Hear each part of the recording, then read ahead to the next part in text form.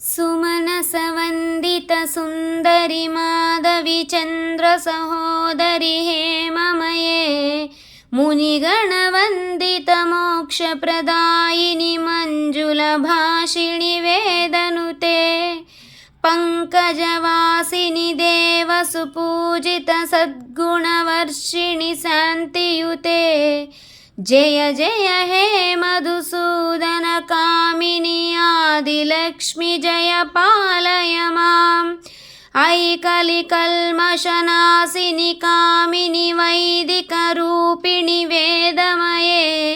क्षीरसमुद्भवमङ्गलरूपिणि मन्त्रनिवासिनि मन्त्रमते मङ्गलदायिनि अम्बुजवासिनि देवगणाश्रितपादयुते जय जय हे मधुसूदन कामिनि धान्यलक्ष्मि जय पालय माम् जय वरवर्णिनि वैष्णवि भार्गवि मन्त्रस्वरूपिणि मन्त्रमये सुरगणपूजित शीघ्रफलप्रद ज्ञानविकासिनि सहस्रनुते भवभयहारिणि पापविमोचिनि साधुजनाश्रितपादयुते जय जय हे मधुसूदन कामिनि धैर्यलक्ष्मि जय पालय माम् जय जय दुर्गतिनाशिनि कामिनि सर्वफलप्रद सहस्रमये रथगजतुरगपदाति समावृत परिजनमण्डितलोकनुते हरिहर ब्रह्म सुपूजित सेवित तापनिवारित पादयुते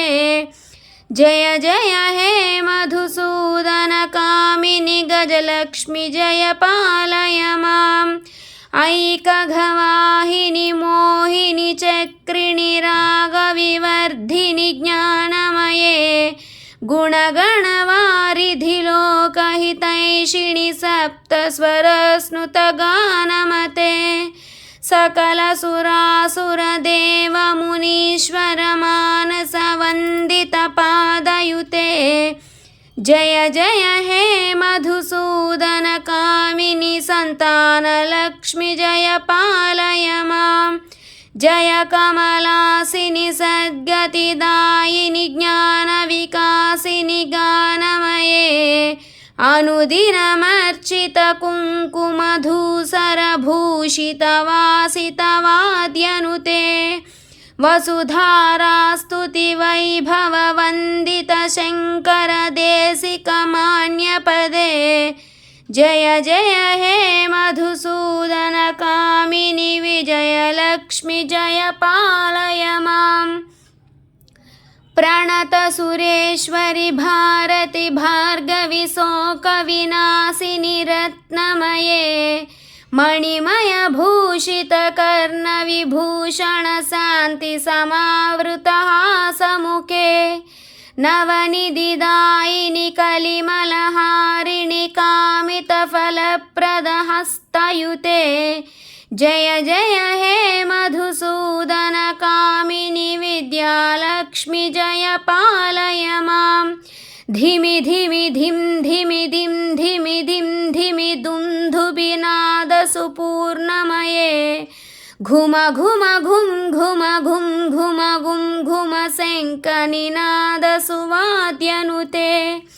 वेदपुराणेतिहाससुपूजित वैदिकमार्गप्रदर्शयुते